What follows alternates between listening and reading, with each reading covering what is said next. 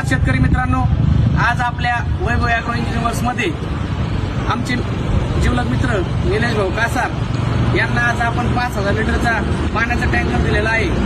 आपण आज त्यांना टँकर त्यांच्याकडे सपोर्ट करत आहेत. विचारू आपण त्यांना, आपण टँकर बनवून दिला आहे, आपल्या कामाची क्वालिटी कशी वाटली व टँकर कसा बनवून दिलाय. निलेश भाऊ, तुम्ही एकदा सांगा टँकर कसा बनवून दिला, काय दिलाय.